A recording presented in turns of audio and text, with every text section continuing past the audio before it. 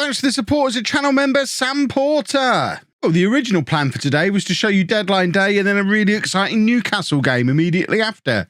The Newcastle game got cancelled because of international call-ups, and now all that was following the deadline day is a 2-week international break followed by Bristol City. So I've not got the deadline day for you because it would have been weird. Instead, 2 matches as normal. So those of you who are panicking about only 1 match, don't panic. Plus, I've got some transfers to show you.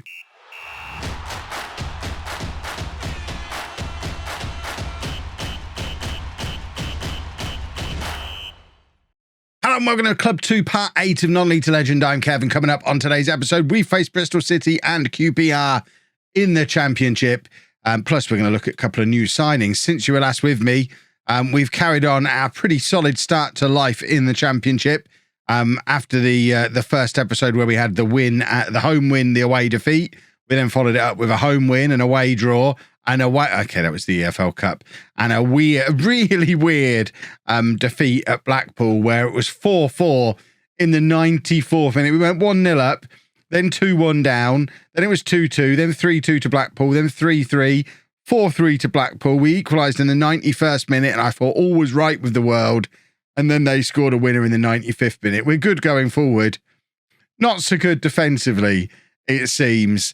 This is what the Championship table looks like after 5 games. We are comfortably mid-table. If we finish the season there, everyone is happy. No fear of relegation if that's where we're going to be ending up. And to be fair, with Forest Green and Luton in the Championship, I'm not particularly fearful of relegation anyway. So I think we should be fine on that front. The media are expecting mid-table as well based on our transfers, and we didn't actually do much in the way of transfers. This is the other reason I didn't show you deadline day, because I'd kind of made the decision I wasn't going to do a lot on deadline day. We didn't get any more offers in for any other players, so all those players we thought we were going to be selling over the summer have stayed at the club, and we didn't really need a lot. We'd already signed everyone up to Besic, I think, on the last episode. Shortly after the last episode, I signed another defender, Rico Lewis. I think he's a right back. He thinks he's a libero. I'm obviously going to be playing him at right back. He's 5'9". He is a right back. So we've got a little bit more strength in depth at fullback now. He came in from Birmingham for 1.4 million, played in the Championship for them last year. They got relegated, so we've just swooped in and taken him from them. And then on deadline day, we brought in 3 players, 2 for the first team. I let my director of football bring in a youngster again. I've got to stop doing that. Every time he does it, they're rubbish. But John Aramburu is just one of those handy utility defenders. It's always nice to have. He was only £200,000. He's a right back or left back or centre back, although at 5'9", he's probably not a centre back. But again, some nice cover for us at full back where we were a little bit light. Certainly last season, we were often playing centre backs out at full back. We shouldn't have to do that now. We've got 5 fullbacks in the first team squad with Aramburu as the one who can cover both sides. The only problem is he's come in and immediately torn his thigh muscle, so we won't see him till Christmas anyway. But at least it gives him time to learn the language, which will be nice. That's the youngster that we won't talk about. And then last signing was a £1.9 million loan, which is a bit extravagant. I'll level with you, but we needed a central midfielder. I don't know what his 3 negatives are. He may lack support within the dressing room, has no strong feelings, struggling to connect with Eric Gallagher. Needs to sort his life out, this boy.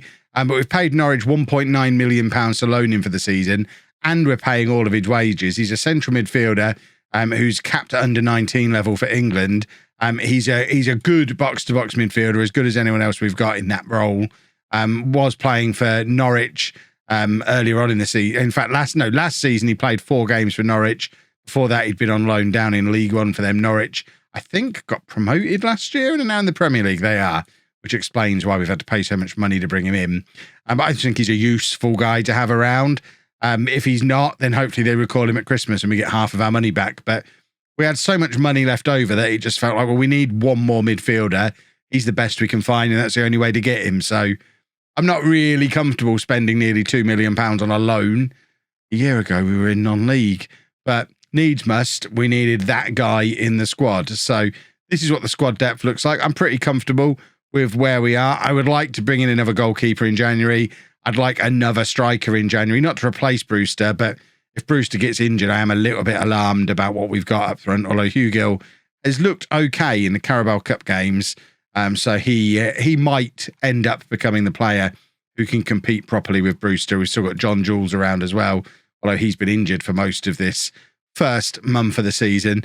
I'm pretty comfortable with the squad. I think this squad is more than good enough for a mid-table finish, and we've got all that lovely money lying around to spend when we see an opportunity to spend it. We don't, if we find a nice little wonder kid, we're in a position to bring him in. I think we're probably not quite at the stage for wonder kids yet.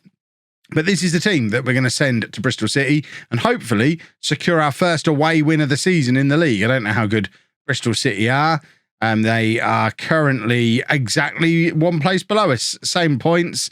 This feels like an opportunity for us to go out and get some points away from home, which would be very nice. We've got Bezic in goal, a back four of Ullman, Kitching, Welch and Lewis, McCormick and Anderson in midfield, Gallagher, Ennis and Nelson then supporting Brewster up front. So it's not quite full strength off the back of the international break because Ballard and, in fact, Ballard is the only one who'd be in the first choice team who's come back not quite fully fit. So he sits this one out. Lundqvist also needing a little bit of a rest after being away on international, but he wouldn't have been playing anyway. But Welch is in for Ballard. Otherwise, this is pretty much our first choice full strength team. You could argue that maybe Walters would be in ahead of Lewis in a first choice team. You could argue that maybe we'd have one of our other options in there as an attacking midfielder, or maybe the new boy Elliott will force his way in the centre of defence. But ultimately, I'm pretty comfortable that this is a very strong side for us, and we've got some decent strength in depth, decent options on the bench. For Ballard and Silva to not even be on the bench shows just how strong this squad is, and certainly compared to where it was when we came in January, the first team might not be worlds away from where we were. There's a lot of players who are still knocking around who were here then, although I say that, there's only really Nelson, McCormick, Ullman and Kitching from the first team when I arrived. All the rest of them are players that I've brought in, so we have actually changed quite a lot. But the key thing that's different is we're not relying on the 2.5, 3-star players to fill out the squad the way we were when I arrived. And I think that is key to us being able to play this high tempo system that we want to play. We need to be able to rotate regularly. We need to be able to leave Ballard out and not worry, for example. And that's exactly where we are today. I think Welch would be absolutely fine sitting in for him. And if he wasn't, Mustafa Kilic could. So we've got options throughout the squad. And I like having options throughout the squad. That has been a very, very quiet first half, but Nelson's done really well there to nip in and take the ball off the Bristol City defender, and the ball is in for Brewster. He needs support because he's had to take it very wide. Lewis with the cross, and that man at the far post, Eric Gallagher, is in, although I think it's actually been disallowed, which is a bit of a shame, but he is becoming very well known for this exact goal. He actually did it for Ireland. He's got his first international goal for Ireland. We checked. It was one of those. Of course it was one of those. That's what he does. He cuts in off that left-hand side and nods it in at the far post, and he is very, very effective at it. But he's also getting very, very tired because he's been away and played 2 international games while everyone else was having a 2-week break. So we probably need to take him off. We've got multiple options to bring on. I think what I'm actually going to do is bring on Duncan Elliott and push Anderson forward into that role, and Elliott can make his debut as our box-to-box midfielder. And then we might just take off Brewster because he has not been in the game at all today. And I'm not against sending the message to him that he is not untouchable. I do worry. This is one of the reasons why I want another good striker to compete with him, because I do worry that he's very hot and cold, and it might be because he feels like he's a guaranteed starter regardless. So probably won't do any harm to take him off whenever there's an opportunity to take him off. Ennis is tiring as well, so Radoni can come on for him. One of the many players that we thought we were going to be losing this summer, and we actually get to keep around.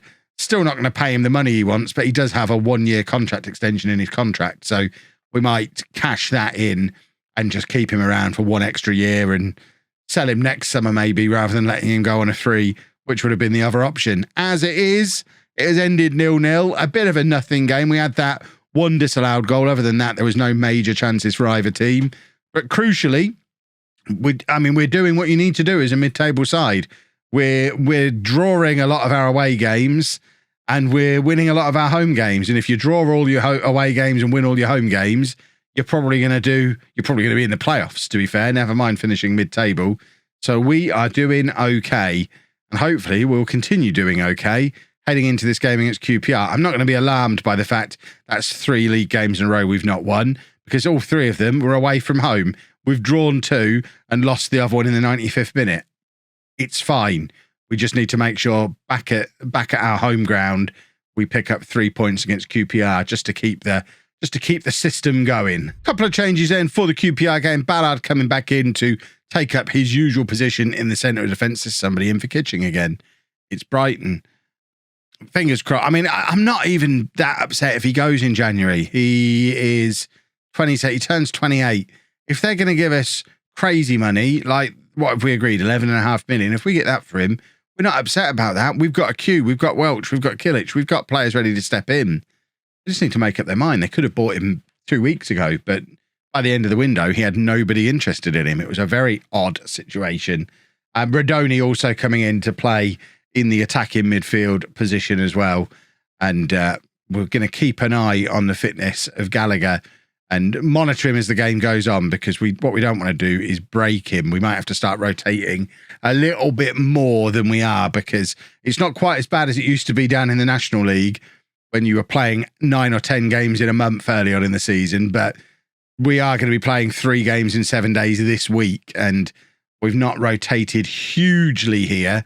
So we just need to be keeping an eye on some of those players who are doing a lot of running and getting tired in matches, because we do have backups for a lot of them. But I am keen to get back to winning ways in this match. So I wanted this team to be as strong as it possibly could be. Lewis with the cross finds Gallagher and he hits the post. He's there again on that far post. Such a threat from that position, and he's rattled that post, but we're not able to make the breakthrough. And it is a goal kick for QPR. And I'd quite like to win the ball back here, please. Ballard does exactly that. And it's Lewis again, playing it forward to Nelson. And now Lewis, ball over the top, looking for Brewster. He's managed to lose his man. Brewster is in, and Brewster scores. That's what we signed him for. His pace, his powerful running, and that shot he's got on him. He can really hit a ball when he decides he wants to. And that is 1-0 to us, a 4th goal of the season for Brewster. And it's a lovely goal as well. And I tell you what, Lewis has looked excellent since coming in. I think we've ended up with 2 very good right backs in this squad compared to I mean, realistically, 2 very good right backs and 6 million left over from the deal that changed us from having 1 very good right back last season. So I think we've probably improved that area of the squad, if not maybe the team just yet. But I certainly think the 2 younger, more athletically minded fullbacks that we've got now suit the way I want to play a little bit more, and it's maybe a change we need to be making on the other side. If we can get a big offer in for Ullman at left back, he's 30 now. We've got Lundqvist there ready to step up as soon as Ullman's out of the way. He's another one similar to Kitching. If we get the offer, everyone over the age of 25 is for sale if the offer is right, because I'm confident we can keep that conveyor belt rolling and just continue building my reputation as a manager who runs clubs at a profit. I know I came in and spent a lot of money in January, but I'm now running at about a £10 million profit in less than a year at Peterborough. I'll take that. What I'm less keen on is the fact that we're now drawing against QPR, because once again, we are pretty porous at the back. And I wonder if it's time to maybe switch things up a little bit. And I don't know, at the moment, we've got neither a covering defender or a sweeper keeper. We might have to go to one of those. Can Besic play as a sweeper? In fact, he looks like he prefers to play as a sweeper keeper. There just seems to be a bit of a gap between our defence and our goalkeeper. So if we make him a sweeper keeper, the problem we had before when we were playing with someone on cover and a sweeper keeper is the cover guy was playing people on side and the goalkeeper was then getting caught in no man's land. That's why we separated them. But we might have gone a little bit too far the other way, and we're now getting a lot of situations like that where the ball's over the top and the goalkeeper's then not coming out to meet it either, and teams are getting a big gap to run in between our defence and our goalkeeper, which is not ideal. McCormick with the free kick, and it is very, very close, but can't quite keep it below the crossbar. And Gallagher, again, is tired. We probably shouldn't have started Gallagher in this game. He has played a lot of football for someone who's still only 20 years old. And we're going to take him off. We're going to put Anderson forward again. and bring Elliott on into midfield again. I like Anderson in that attacking midfield 3, so we'll get him up into that position. For now, we are going to drop some encouragement and actually go attacking as well. We want to be winning these home games, so we're not really happy at 1-1. It's another corner. Rodoni's going to take again with that in-swinger on his left foot. Hopefully aiming for the near post this time after the far post one the time before. Ballard wins it and Anderson's there, but swinging on his weaker foot. It was always going to be a tall order, and it just goes high and continues to go high and high and high. And Ballard is now tired as well, having missed the last game. In fact, we've got quite a few players who look like they're struggling a little bit with fitness. What are we going to do here? Nelson's struggling just for form in general this season. We're going to bring Dempster on the right-hand side. And I think we're going to bring Ennis on the left-hand side. And we're going to do that just to try something a little bit different. And I think we're going to demand more as soon as we're able to, because I think we should be winning a game like this. QPR are another mid-table team like we are. We don't really want to go 4 games without a win. That's starting to look like worrisome form that we don't really want any part of. So if we could find a win, that'd be super. Please and thank you. Brewster just about wins the header, nods it down to Ullman, and it's played back into the path of Brewster, who's in again and scores again. And Brewster is certainly looking this season to be justifying the price we paid for him last year.